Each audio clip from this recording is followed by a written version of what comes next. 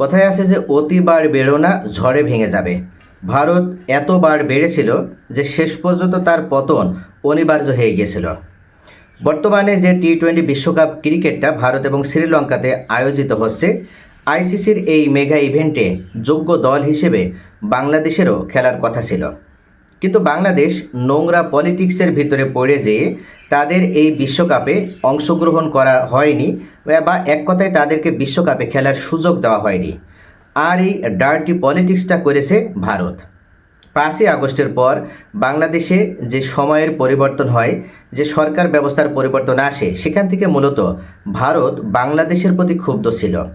এবং সেটারই আমরা একটা বড় ধরনের বিস্ফোরণ দেখলাম যখন মোস্তাফিজুর রহমান বিপুল পরিমাণে টাকায় আইপিএলে বিক্রি হয়েছিল।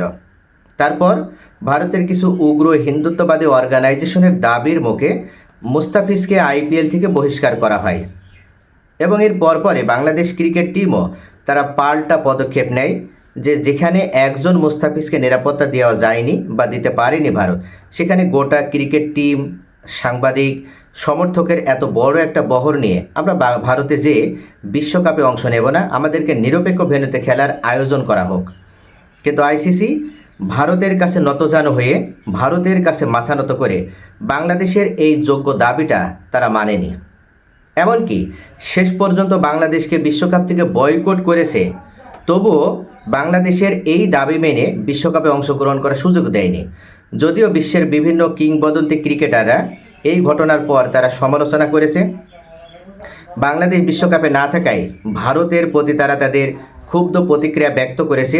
রিকি পন্টিং থেকে শুরু করে ক্রিস গেইল থেকে শুরু করে মার্ক বুসার থেকে শুরু করে মাইকেল ভন, এমন কোনো ক্রিকেটার নেই, কেন উইলিয়ামসন, সকলেই ভারতের বিরুদ্ধে বিবৃতি প্রদান করেছিল।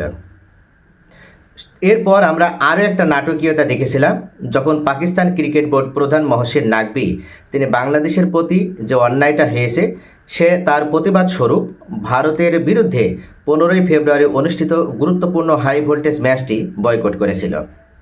এবং এই ম্যাচ বয়কট করার পরে ভারতের টনক নড়ে যায় এবং ভারত বুঝতে পারে যে পাকিস্তান যদি ম্যাচটি না খেলে তাহলে তাদের বিশাল একটা আর্থিক ক্ষতি হবে। আর ভারতের আর্থিক ক্ষতি হলেও আইসিসি তার থেকে আরও কয়েক গুণ বেশি পরিমাণে আর্থিক ক্ষতিতে পড়তে হবে। তো এই জন্যই মূলত আইসিসি আর্থিক ক্ষতির হাত থেকে রক্ষা পাওয়ার জন্য এবং আইসিসির যে মিডিয়া, তারপরে ব্রডকাস্টিং যে সত্ত্ব ক্রয় করেছিল জিও স্টার, তাদের যে চাপ, সেই চাপ থেকে রক্ষা পাওয়ার জন্য মূলত ছুটে গিয়েছিল পাকিস্তানের কাছে। সেখানে পাকিস্তান ক্রিকেট বোর্ড প্রধান মহসিন নাকভি এবং বাংলাদেশ ক্রিকেট বোর্ড প্রধান আমিরুল ইসলাম বুলবুলের উপস্থিতিতে আইসিসির সহসভাপতি খাজা ইমরান, যিনি সংযুক্ত আরব আমিরাতেরও ক্রিকেট বোর্ডের প্রধান, এই তিনজনের মধ্যে রুদ্ধদ্বার বৈঠক শেষে ডিসিশন আসে যে বাংলাদেশ বিশ্বকাপে অংশ নিলে তারা যে সুবিধাগুলো পেত, অংশ না নিয়েও বা তাদেরকে বিশ্বকাপ থেকে বয়কট করে দেওয়ার বা বের করে দেওয়ার কারণে তাদেরকেও সেম সুযোগ সুবিধা প্রদান করা হবে আইসিসির পক্ষ থেকে। আর পাকিস্তানকে কথা দেওয়া হয় যে পরবর্তীতে ভারত যেভাবে একা একা তারা এতদিন একসেটি আধিপত্য বিস্তার করে আইসিসিকে নিজেদের নিয়ন্ত্রণে রেখেছিল, এবার তারা আর পারবে না। পাকিস্তান, বাংলাদেশ যেহেতু এই পলিটিক্সে তারা একটা ঐক্য গড়ে তুলতে সক্ষম হয়েছে, এটার পরিপ্রেক্ষিতে আইসিসির যে লভ্যাংশটা বা বার্ষিক যে অনুদান, সেখান থেকে সকলের প্রতি বা সকল সহযোগী দেশগুলোর প্রতি একটা সমতার ভিত্তিতে বৈষম্যহীনভাবে এই আর্থিক অনুদান বন্টনের ব্যবস্থা করা হবে। এই কথা দেওয়ার পরেই মূলত আইসিসি তারপরে তারা নিজেদের ভিতরে ভারতকে বাদ দিয়ে, জয়শাকে বাদ দিয়ে তারা নিজেদের ভিতরে আইসিসি নামক এই প্রতিষ্ঠানটিকে কিভাবে টিকিয়ে রাখা যায় এবং পাকিস্তান, বাংলাদেশের মতো অন্য কোনো রাষ্ট্র যেন আর বিদ্রোহ করে না বসে, এটার হাত থেকে আইসিসিকে কীভাবে নিরপেক্ষভাবে প্রেজেন্ট করা যায়, এটা নিশ্চিত করার জন্যই মূলত আইসিসি অবশেষে তারা সিদ্ধান্ত নিয়েছে যে ইন ফিউচারে আইসিসির এমন বড় কোনো টুর্নামেন্ট ভারতে আয়োজন করা হবে না। কেন ভারতে আয়োজন করা হবে না সেটারও যৌক্তিক ব্যাখ্যা আইসিসি প্রদান করেছে। উল্লেখ করেছে 3টা গুরুত্বপূর্ণ কারণে ভারত কোনোভাবেই আইসিসির যে কোনো মেগা ইভেন্ট, সেটা চ্যাম্পিয়ন্স ট্রফি হতে পারে, বিশ্বকাপ হতে পারে, ওয়ানডে বিশ্বকাপ হতে পারে, টি-20 বিশ্বকাপ হতে পারে, কোনো মেগা ইভেন্ট ভারত আয়োজিত বা ভারত আয়োজক হওয়ার মতো, হোস্ট কান্ট্রি হওয়ার মতন রাষ্ট্র নয়, সেটার প্রমাণ ভারত দিয়েছে। এবারে টি-20 বিশ্বকাপ নিয়ে যত নাটকীয়তা তৈরি হয়েছে এর পেছনে কলকাঠি নেড়েছে এই ভারত। অর্থাৎ ভারত এতটা বাজেভাবে এই বিষয়টিকে তারা নিয়ে এসেছে, নোংরা পলিটিক্সের মাধ্যমে তারা বিষয়টিকে এতটা খারাপ পরিস্থিতির দিকে নিয়ে গিয়েছে যেটা তারা চাইলেই কিন্তু সহজেই সমাধান করে ফেলতে পারত। তারা মুস্তাফিজকে যদি ওইভাবে ঘাড়ে ধাক্কা দিয়ে আইপিএল থেকে বের করে না দিত, তাহলে আজকে বাংলাদেশের সাথে তাদের যে ঘটনাটা শেষ পর্যন্ত পাকিস্তানের হাতে পায়ে ধরে এক প্রকার পাকিস্তানের কাছে ক্ষমা চেয়ে আইসিসি বাধ্য হয়ে যেভাবে পাকিস্তানকে 15 তারিখের বা 15 ফেব্রুয়ারি ম্যাচটি খেলার জন্য অনুরোধ জানিয়েছে, সব মিলিয়ে আইসিসি নিজেই বা আইসিসি নামক যে অর্গানাইজেশন তারা নিজেই কিন্তু একটা চরম বিব্রতকর পরিস্থিতির ভিতর পড়ে গিয়েছিল। ফাইনালি তারা একটা অবশেষে সময় উপযোগী এবং যথেষ্ট সঠিক একটি সিদ্ধান্ত নিয়েছে। কেননা ভারত কোনোভাবেই তারা বৃহৎ রাষ্ট্র হতে পারে, তাদের বৃহৎ পপুলেশন থাকতে পারে, তারা ফিনান্সিয়াল দিক থেকে অনেক অনেক গুণ স্ট্রং হতে পারে, কিন্তু ইন্টারন্যাশনালি তারা যে কোনো টুর্নামেন্ট আয়োজনের ক্ষেত্রে সব থেকে একটা অযোগ্য রাষ্ট্র। আর এই কারণে 2027 সালের বিশ্বকাপ ক্রিকেট ভারতে হবে না, 2031 সালের ওয়ানডে বিশ্বকাপ ক্রিকেটও ভারতে হবে না।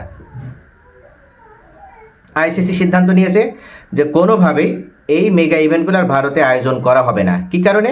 কারণ ভারতে শুধুমাত্র বাংলাদেশ পাকিস্তানের সাথে যে ভারতের সমস্যা তা কিন্তু নয়, তারা আরও বেশ কয়েকটি যে সমস্যা এবার দেখিয়েছে সেটাতে আইসিসি চরমভাবে বিব্রত হয়েছে এবং বিরক্ত হয়েছে। আমরা যেমন দেখেছি এবার বিশ্বকাপে 20 দলের অংশগ্রহণ, তার ভিতরে অন্তত 10টা রাষ্ট্রের প্রায় 43 জন ক্রিকেটার এমন রয়েছে যারা কোনো না কোনোভাবে পাকিস্তানি বংশোদ্ভূত বা তাদের পূর্বপুরুষের সাথে পাকিস্তানের সম্পর্ক ছিল। আর এই কারণে ভারত তাদেরকে ভিসা দিবে না বলে অনীহা তৈরি করেছিল। ফাইনালি যদিও ভারত তাদেরকে ভিসা দিয়েছে, কিন্তু জল কম ঘোলা করেনি।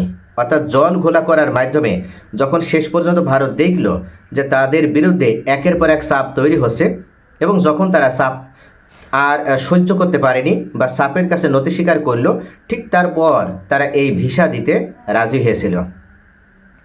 এই যে একটা বাজে পরিবেশ যেটা ভারত নামক এই রাষ্ট্রের কাছ থেকে আইসিসি পেয়েছে, যে কারণে আইসিসি কোনোভাবে চায় না যে আইসিসি নামক অর্গানাইজেশনটা ভেঙে সেখানে নতুন করে অন্য আরেকটি আইসিসি গড়ে উঠুক। যদি পাকিস্তান এবং বাংলাদেশের সাথে যে বৈষম্যটা করছে আইসিসি, এটা যদি করতে থাকে ভারতের কথা অনুযায়ী বা ভারতের দাদাগিরিতে ভারতের চাপের কাছে নতি স্বীকার করে, তাহলে আইসিসি ভেঙে খণ্ড খণ্ড হয়ে যাবে, এটা নিশ্চিত। এবং ইতিমধ্যে পাকিস্তান বাংলাদেশ তারা যে একটা অক্ষশক্তি গড়ে তুলেছে সেটার আলোকে কাতার এবং সৌদি আরবকে নিয়ে তারা ইতিমধ্যে অন্য আরেকটি আইসিসি গড়ে তোলার সম্পূর্ণ প্রক্রিয়াও কিন্তু তারা শেষ করে ফেলেছিল। তবে ফাইনালি আইসিসি তাদের শুভ বুদ্ধির উদয় হয়েছে এবং তারা দেখিয়ে দিতে পারল যে ভারত নামক রাষ্ট্রের কাছে আইসিসি বিক্রি হয়ে যায়নি। আইসিসি নিরপেক্ষ প্রতিষ্ঠান হিসেবে সকলের জন্য সমান অংশীদারিত্বের ভিত্তিতে, সমতার ভিত্তিতে ন্যায় বিচার করবে। এবং পরবর্তীতে মুসলিম হওয়ার কারণে যেমন ভারতে সমস্যা, বাংলাদেশ হলে সমস্যা, পাকিস্তানি বংশোদ্ভূত হলে সমস্যা, এই সমস্যা ও সমস্যা, এত সমস্যা নিয়ে কোনো রাষ্ট্রই মূলত হোস্ট কান্ট্রি হওয়ার যোগ্য নয়, সেটা আইসিসি বুঝতে পেরেছে। এবং শেষ পর্যন্ত ভারতের দাদাগিরি শেষ হয়ে গেল, জয়সার পতন হলো এবং ভারতের ক্রিকেট বোর্ড তারা যে কৌশল অবলম্বন করে মনে করেছিল যে তারা যেটা বলবে আইসিসি সেটা মানবে এবং অন্য রাষ্ট্রগুলো ভারতের কাছে নতজানু হতে বাধ্য হবে, অবশেষে ভারতই শেষ পর্যন্ত চরমভাবে অপমানিত হলো, চরমভাবে তারা তিরস্কৃত হলো।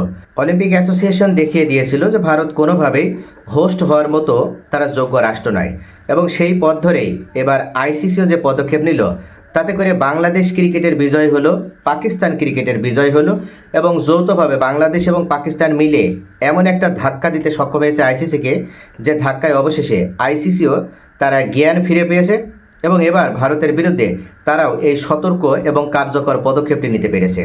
তো প্রিয় দর্শক, আপনাদের কি মনে হয় যে কোনো বড় বা মেগা টুর্নামেন্ট আয়োজনের জন্য ভারতকে অযোগ্য রাষ্ট্র হিসেবে আইসিসিতে ঘোষণা দিয়েছে, এটা কি তারা সঠিক সিদ্ধান্ত নিয়েছে বলে মনে হয়? আপনার মূল্যবান মতামত অবশ্যই কমেন্টে জানাতে পারেন।